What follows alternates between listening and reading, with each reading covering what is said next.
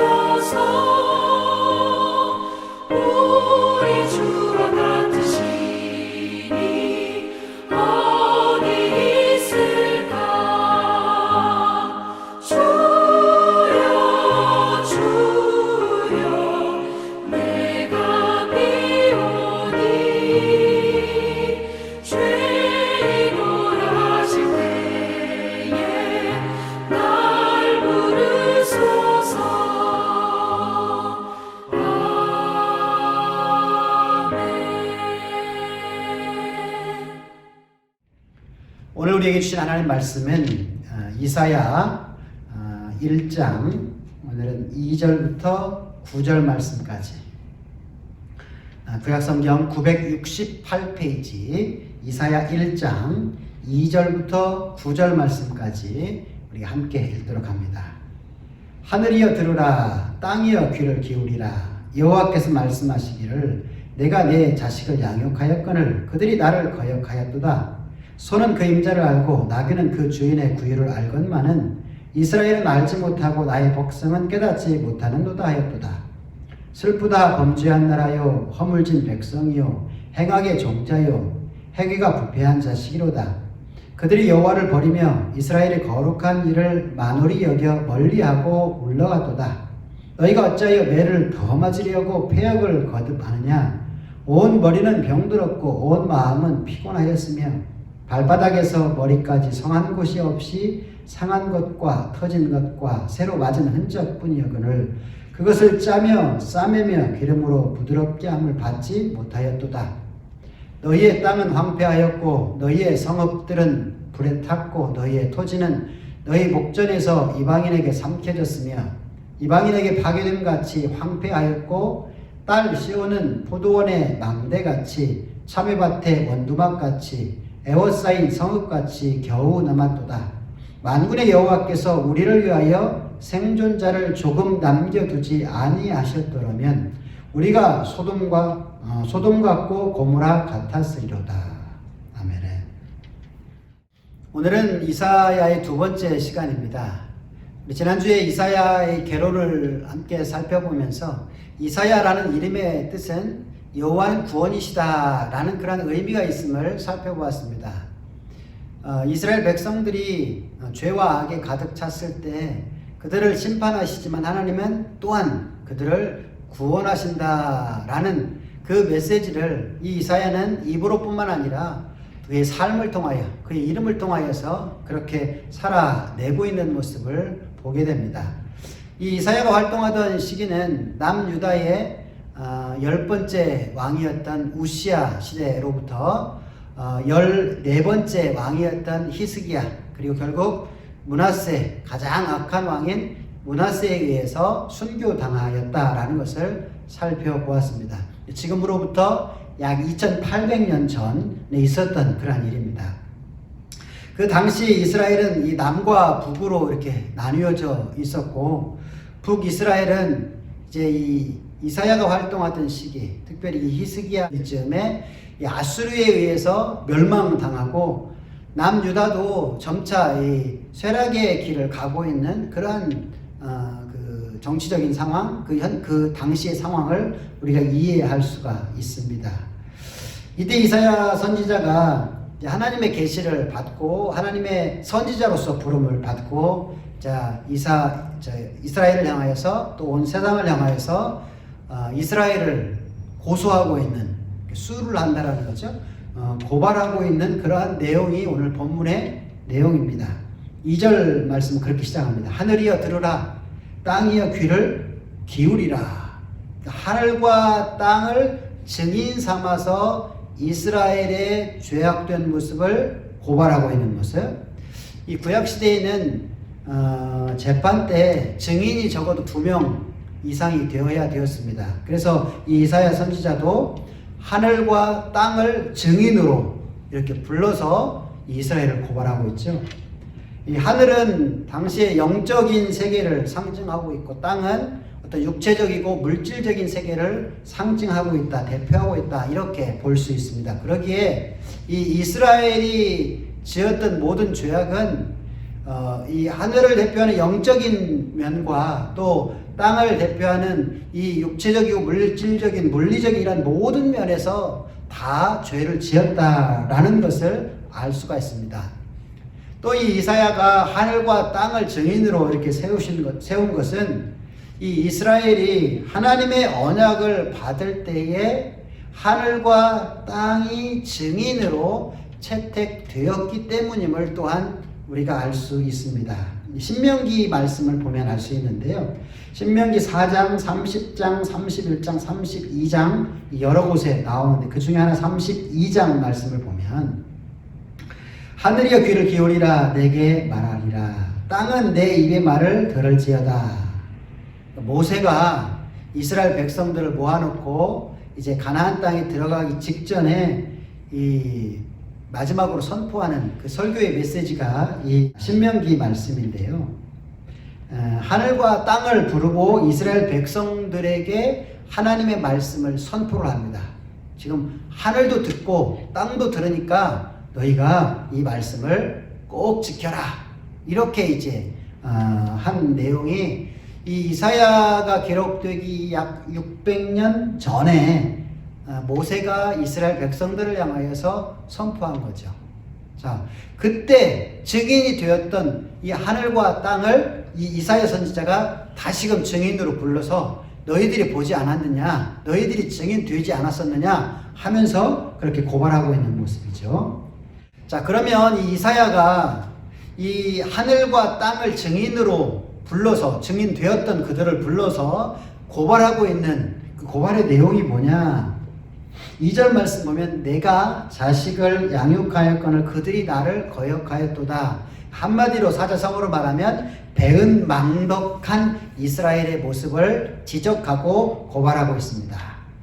근데 하나님의 베푸신 그 은혜, 하나님이 너희를 어떻게 애굽에서 인도하였고, 너희를 어떻게 큰 나라로 만들었고, 너희를 어떻게 이 가나안 땅에 정착하게 하였고, 너희를 어떻게 이렇게 부유하게 부강하게 만들었느냐, 그 은혜를 잊어버린 이 이스라엘 백성들의 그 배은망덕한 모습이 마치 짐승만도 못하다라고 짐승을 비유하고 있어요. 3절 보면 소는 그 일자를 알고 나귀는 그 주인의 구유를 알건만은 이스라엘은 알지 못하고 나의 백성은 깨닫지 못하였다.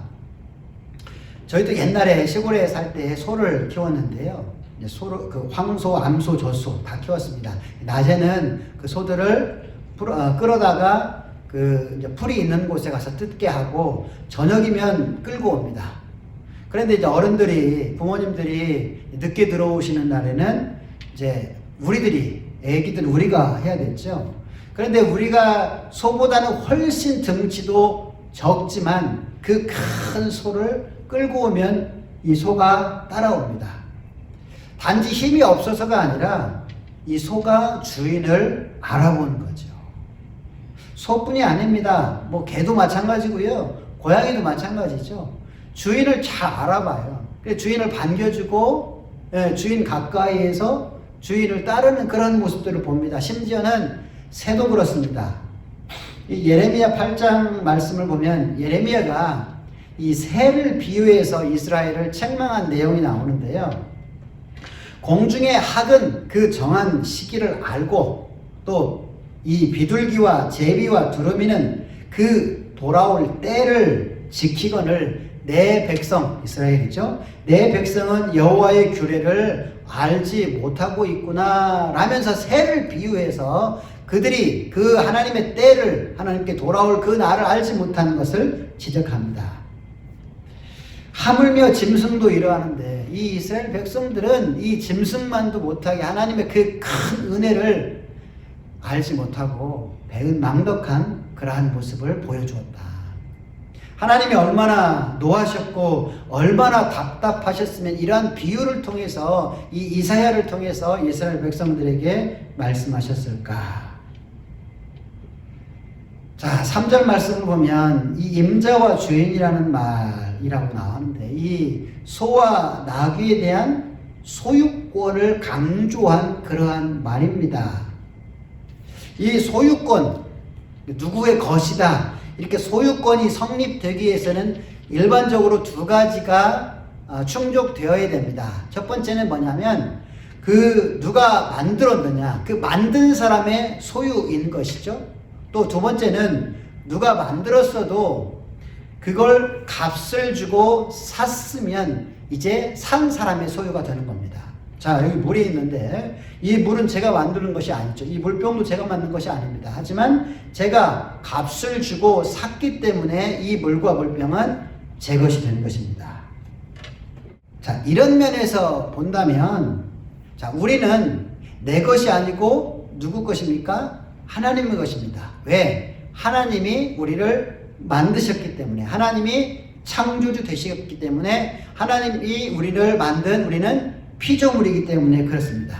하나님께서 우리를 보시고 소유권을 주장하실 수 있다라는 것이죠. 그러니까 두 번째는 우리를 하나님께서 사셨기 때문에, 값을 주고 사셨기 때문에 그렇습니다. 원래는 우리가 하나님의 것이었지만 우리가 죄를 지음으로 인하여 마귀의 종으로 된 것이죠. 그래서 하나님은 당신이 그 소유권을 주장하시기 위해서는 값을 지불하고 그것을 다시 사 오셔야 되었습니다.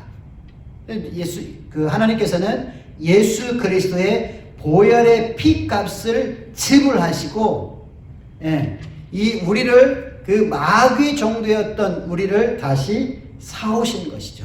자, 그렇다면 우리는 누구의 소유입니까? 하나님의 소유입니다. 예수 그리스도의 소유입니다. 왜? 빚값 주고 사셨기 때문에 그렇다는 것이죠. 그렇다면 우리의 소유가 하나님에게 있으면 소유된 우리가 하나님의 말씀과 하나님의 뜻에 따라 살아가는 것은 너무너무나 당연하다는 것이죠. 소유권을 주장하는 것도 너무나 당연하다는 것이죠. 사도 바울이 고린도전서 6장에 이렇게 말씀합니다. 너희는 너희 것이 아니라 값으로 산 것이 되었으니 그런즉 너희 몸으로 하나님께 영광을 돌리라, 그렇게 말하고 있습니다. 자, 그러면 우리의 소유권은 누구에게 있습니까? 나에게 있지 않습니다. 나에게 있다라고 생각하니까 하나님 말씀 앞에 순종하지도 않고 또 욕심을 부리게 되고 문제가 발생한다라는 것이죠. 우리는 하나님이 만드셨기 때문에 하나님의 것이고 또 예수 그리스도의 핏값을 주시고 사셨기 때문에 하나님의 것이다 라는 사실을 잊지 말고 하나님 말씀 앞에, 그 뜻 앞에 순종하며 살아갈 수 있는 그러한 저와 여러분 되었으면 좋겠습니다. 자, 그런데 오늘 이 이사야가 이렇게 고발하면서 사실 지적하는 더 큰 문제점이 있습니다. 이스라엘 백성들은 자신들은 스스로 하나님을 버리지 않고 잘 섬기고 있다라고 착각하고 있다라는 사실을 더욱 강조하며 지적합니다. 이사야 1장 이제 11절 13절 읽진 않았지만 보면요, 여호와께서 말씀하시되 너희의 무수한 재물이 내게 무엇이 유익하뇨? 나는 수양의 번제와 살진 짐승의 기름에 배불렀고 나는 수송아지나 어린 양이나 수염수의 피를 기뻐하지 아니하노라. 헛된 재물을 다시 가져오지 말라. 분향은 가증히 여기는 바다. 월삭과 안식일과 대회로 모이는 것도 그러하니 성회와 올 악을 행하는 것을 내가 견디지 못하겠노라. 이 말씀을 토대로 볼 때요, 당시 이스라엘 백성들은 하나님을 향하여서 그 제사를, 예배를 잘 드리고 있는 모습을 봅니다. 그들 나름대로는. 그래서 막 재물도 많이 바치고 있었던 모습. 왜? 잘 살고 부유하게 사니까. 또 절기들, 월삭과 안식일과 절기도 잘 지키고 있었던 것으로 봐요. 그런데 왜 이사야는 왜 그들을 고발하고 있는가? 그 모습은 하나님이 원하시는 모습이 아니었기 때문에 그래요. 하나님이 그 백성들에게, 당신이 택한 백성들에게 기대하시는 모습은 단지 절기에 참여하고 나 왔다, 나 예배 드렸다, 나 봉사했다, 나 헌금 드렸다, 이렇게 주장하는 바를 원하시는 것이 아니라는 것이죠. 그리고 나서 하나님 앞에 나 이거 했으니까 이제 복 주십시오, 이런 모습을 하나님이 원하시는 것은 아닙니다. 그건 자기들이 원하는 거고 자기들의 방식이죠. 그런 모습은 오히려 이 이방의 우상을 섬기던 그 사람들과 별반 차이가 없다는 거죠. 자기들이 원하는 것 때문에 자기들이 복을 얻기 위해서 하나님을 섬기고 따르고 있는 그러한 낮은 단계의 종교성을 가지고 있는 그런 모습들을 하나님은 지적하고 있는 거죠. 마치 그 사사기 시대를 보면 그 미가의 집에서 일어났던 사건을 우리가 떠올릴 수가 있습니다. 이 미가가 어머니의 돈을 이렇게 훔치게 되죠. 근데 어머니가 이 돈을 훔친 놈은 막 벌 받을 것이다, 천벌을 받을 것이다, 이렇게 얘기하니까 미가가 다시 어머니에게 돈을 이렇게 돌려줍니다. 그리고 잘못했다고 이렇게 얘기를 해요. 이제 이 미가의 어머니가 자기가 쏟아 부었던 이 저주가 아들에게 미치지 않기 위해서 그 돈의 얼마를 떼어서 이제 그 신상을 만듭니다. 그리고 그 아들 중에 하나에게 에봇을 입히고 제사장을 세우고 그 신상을 섬기도록 해요. 그러다가 얼마 지나서 이 레위 소년 하나가 이곳에 오게 되고 그를 이제 그 가족의 제사장으로 삼습니다. 이제 그 연봉을 얼마를 주면서 또 먹을 것과 집을 주면서 이제 우리 가족의 제사장이 되라. 그러면서 이제는 이 모든 것들이 다 갖추었으니 이제 하나님께서 우리에게 복을 주실 것이다. 그렇게 복을 기대하고 있는 모습을 이 사사기에서 우리가 살펴보았습니다. 똑같아요. 단지 하나님 내가 이렇게 했으니까 하나님 복 주십시오. 하나님은 정작 그걸 원하시는 것이 아닌데도 그런 안타까운 모습을 지적하고 있는 것입니다.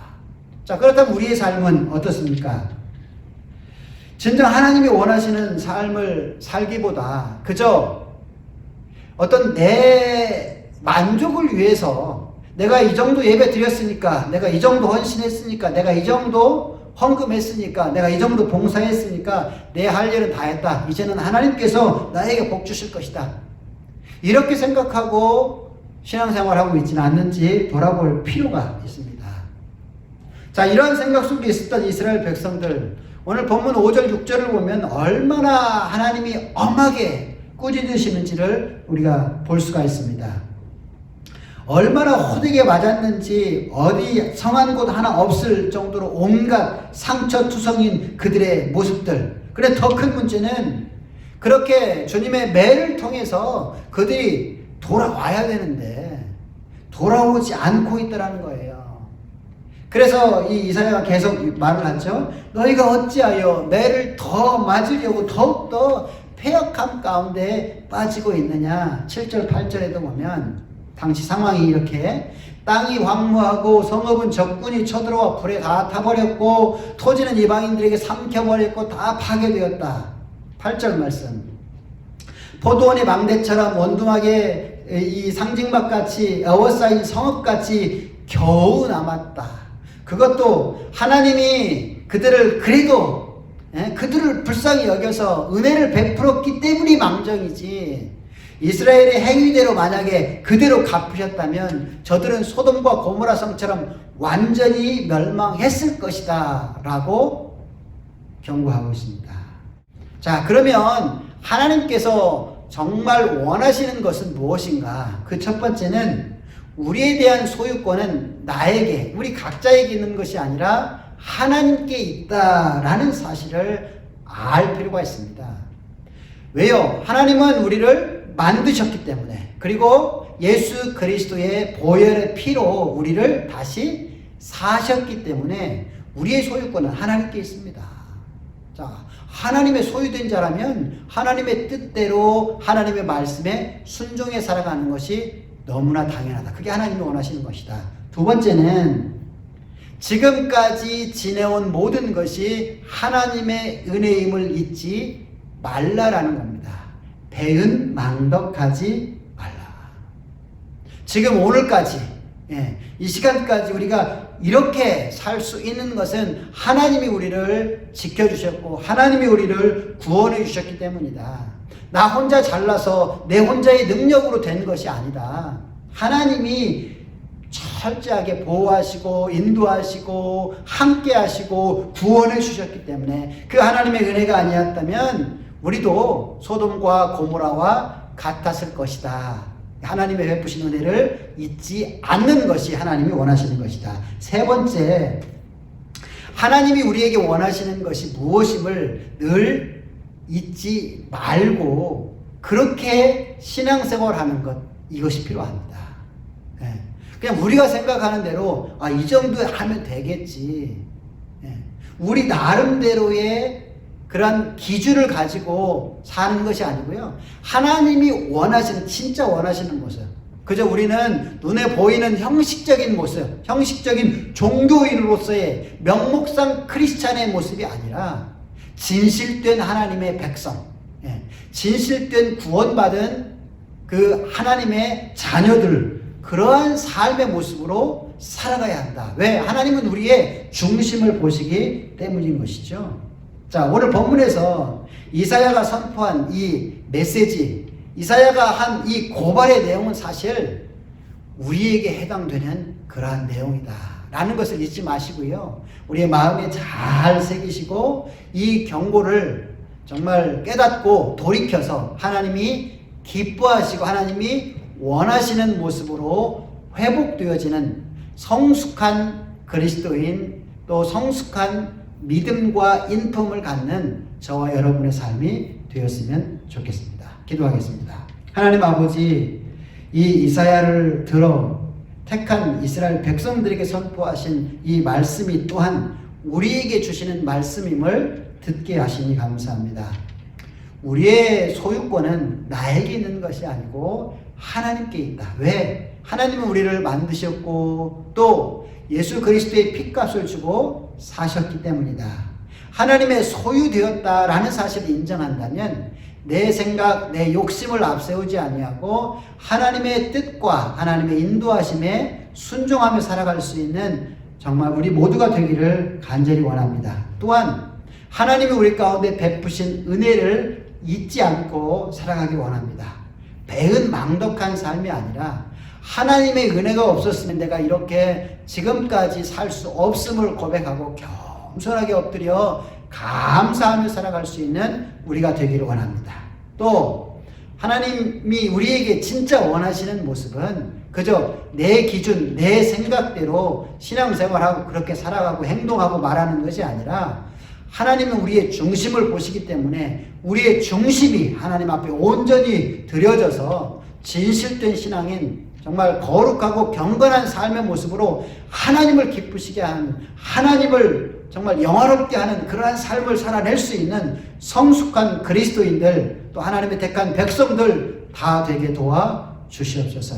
주님, 코로나 바이러스라는 이 어려운 상황 속에서도 이렇게 우리와 함께 하시는, 우리의 말씀하시는 주님과 동행함으로 우리의 신앙과 믿음이 뒤처지지 아니하고 오히려 성장하고 성숙해질 수 있도록 도와주시고 믿음으로 잘 극복하고 승리할 수 있도록 주여 축복하여 주시옵소서. 예수님의 이름으로 축복하며 기도하옵나이다. 아멘. 이상으로 2월 10일 수요일 모든 예배 순서를 마치겠습니다. 지금 새로 재개한 우리 주일 현장 예배가 은혜 속에서 잘 진행될 수 있도록 계속해서 기도해 주시고요. 또 여러 문제들을 위해서 늘 중보해 주실 것을 부탁을 드립니다. 늘 가정에서 평안하시고 건강하시길 바랍니다. 감사합니다.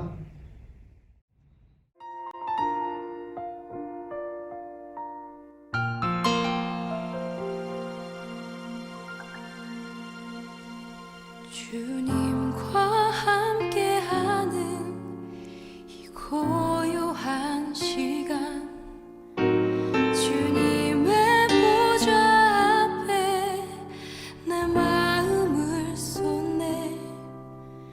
모든 것 아시는 주님께 감출 것 없네. 내 맘과 정성 다해 주 바라나이다.